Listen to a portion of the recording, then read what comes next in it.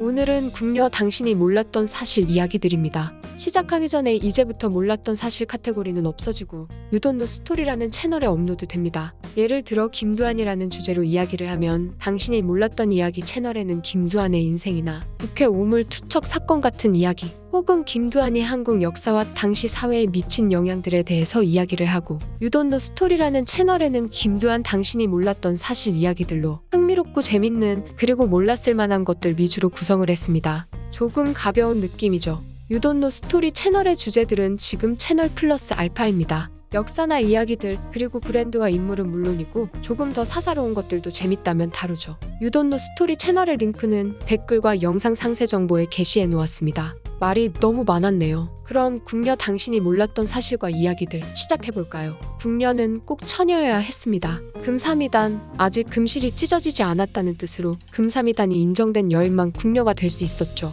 애초에 궁녀라는 게 왕의 여자들이기 때문입니다. 당연히 모든 궁녀가 왕의 여자가 되는 것은 아니고 극소수, 그것도 역사를 통틀어봐도 몇 안 되는 숫자가 궁녀에서 왕비가 되었죠. 그럼 궁녀가 처녀임은 어떻게 구별하냐? 이게 좀 웃긴데 앵무새 피를 팔목에 떨어뜨려 피가 팔목에서 흘러내리나 안 흘러내리나로 판단을 했습니다. 피가 흘러내리면 처녀가 아니고 피가 그대로 팔목에 있다면 처녀였죠. 지금 보면 정말 터무니없는 미신이라고 생각되지만 그 당시 사람들은 믿었을 수도 있습니다. 근데 학자들의 시선은 또 좀 다릅니다. 이 방법이 조선시대에 먹혔을 것이라는 거죠. 이게 어떻게 먹힌다는 거지? 라고 생각이 드실 텐데 궁에서도 아마 효과가 없는 것을 알고 있었을 것이라고 합니다. 다만 학자들은 조선시대는 천민양반 가리지 않고 많은 사람들이 미신을 믿던 시대이니 과학적으로 입증할 수 없는 앵무새 피 감별법을 많이 믿었을 수도 있고 이런 방법을 쓴다고 말만 해도 테스트에 응하지 않았을 것이라는 말이죠. 그리고 심리적인 면을 공략한 감별법이라는 말도 있습니다.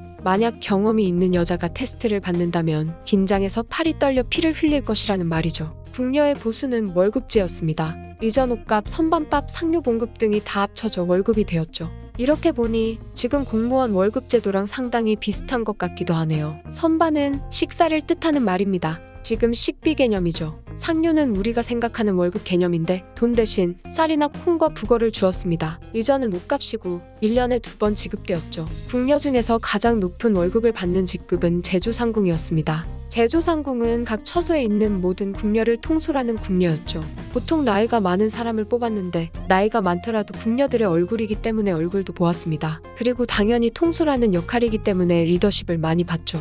제조상궁의 권위는 생각보다 엄청났습니다. 역사 속 정치에 엮인 이야기들을 보면 주연급으로 자리에 있는 경우도 많죠. 보통 제조상궁의 보수는 한 달에 쌀 25말 5대, 콩 6말, 북어 110마리 정도를 받았습니다. 그리고 명절과 연말에는 상여금도 있었죠. 참고로 한 마리 18리터 정도의 부피이니 상당히 많이 받았네요. 직급이 올라갈수록 꽤 많은 보수를 받았기 때문에 따로 궁 밖에 농과 밭 그리고 집 같은 부동산을 사두기도 했습니다. 밥도 주고 재워도 주고 궁녀는 최고의 직업이었을 것이라 생각되지만 생각외로 궁녀는 사람들이 기피하는 직업이었습니다. 왜 그럴까요? 뭐 다양한 이유가 있겠지만 일단 일도 힘들고 궁궐 밖으로 나오려면 늙고 병이 들어서야 나올 수 있었기 때문이죠. 그리고 결정적으로 한평생을 연애 한번 해보지 못하고 왕만 바라보고 살아야 했기 때문입니다. 경제적으로 어려운 집은 딸이 궁녀가 되기를 원했으나 자발적으로 궁녀가 되려 한 사람은 거의 없었죠. 궁녀들의 일은 상당히 고되었습니다. 가사노동을 주로 했는데 궁 어디에나 궁녀는 존재했죠.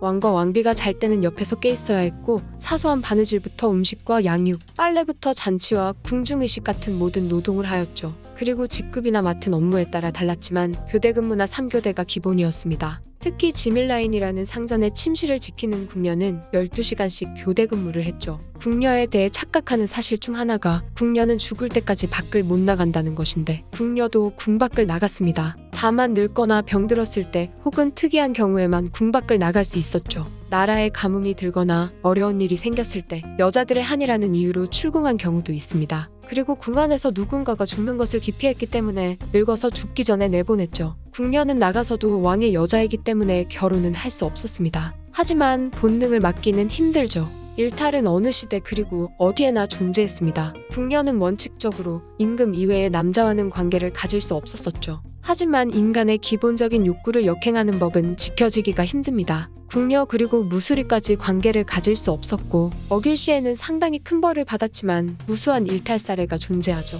뭐 남아있는 기록만 해도 궁 밖을 나가 일탈을 했다거나 내시와 연애를 했던 궁녀 등 많고 많지만 가장 충격적인 건 대식이죠. 대식은 궁녀들끼리 사랑을 나누는 것을 말합니다. 대식은 실록에도 자주 등장할 정도로 흔한 일이었죠. 영조실록을 보면 예로부터 궁녀들이 어떤 경우에는 친척이라고 하면서 여염집의 아이들을 궁궐에 유숙시키고 어떤 경우에는 대식한다고 하면서 요사한 비군이나 천한 과부들과 더불어 궁궐 안팎에서 관계를 맺었습니다. 라는 구절이 나옵니다. 예로부터 라는 단어가 나온 것을 보면 흔히 일어났던 일인 것을 알 수 있죠. 대식 같은 행위는 한국 역사 속의 궁녀들뿐만 아니라 외국에서도 발견할 수 있습니다. 대표적으로 중국의 역사서, 한서가 있죠. 그리고 궁녀가 사랑을 하는 것의 가장 큰 문제는 파벌 형성 때문이었습니다. 궁녀들 사이에서는 친구를 의미하는 붕이라는 한자를 문신하는 것이 유행했는데 이것도 사실 친구라기보다는 더 큰 의미가 있었을 가능성이 높죠. 이런 문화는 결국 궁녀들끼리의 파벌을 만들고 심하면 세력 다툼으로 번질 수도 있기 때문입니다. 궁의 일거수일투족을 아는 궁녀들이기 때문에 궁의 기밀이 밖으로 돌 수도 있고요. 가장 유명한 일화는 세종의 며느리이자 문종의 두 번째 세자빈 폐인봉씨 사건입니다. 문종의 첫 번째 부인이었던 김씨는 시기와 질투가 너무 심해서 궁모에 자질이 없다 판단해 폐위되어 버렸죠.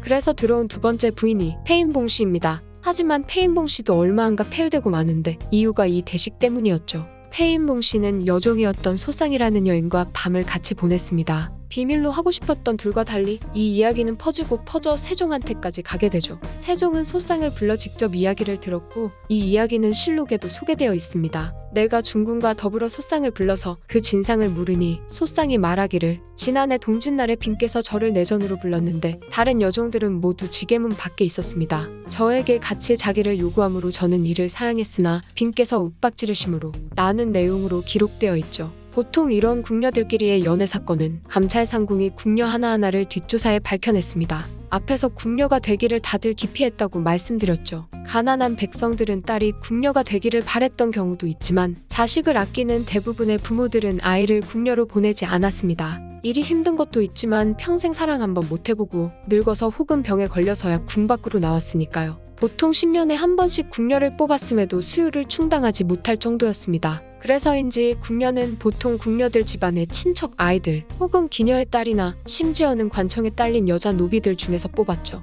궁녀가 되면 궁궐로 들어와 교양을 쌓는 훈련부터 시작했습니다. 처소마다 신입 궁녀의 나이도 좀 차이가 났는데 침전을 담당하는 처소인 지밀에서는 보통 4에서 5세의 아이를 뽑아와 가르쳤고 의복과 자수를 담당하는 침방에서는 7에서 8세 아이를 뽑아와 가르쳤죠. 지밀과 침방의 경우가 평균적으로 어린 아이를 뽑은 것이고 보통은 13에서 14세 정도의 아이들이 들어와 궁녀일을 배웠습니다. 극단적으로 생각해 지밀에 들어간다고 하면 말도 제대로 못할 때 들어가 인생의 대부분을 궁녀로 사는 것이니 왜 궁녀를 기피했는지 공감이 가실 것이라 생각합니다. 궁녀를 할 인원이 너무 없다면 나라에서 지금의 군대처럼 데려가기도 했는데 그래서 일부 백성들의 경우에는 딸이 궁녀가 되는 것이 싫어서 일부러 어린 나이에 결혼시키는 경우도 있었죠. 궁녀는 궁에서 생활을 하며 잡일 같은 노동을 하기도 하고 때로는 권력과 함께 정치와 스캔들의 중심이 되기도 했습니다. 가끔은 승은을 입어 출세하기도 했죠. 드라마나 영화에서도 꽤 비중 있는 역할을 맡으며 멋있게도 등장하지만 정작 알고 보니 고되고 힘든 삶을 살았음을 알 수 있습니다. 조선시대 궁녀 이야기 이번 편은 여기까지입니다.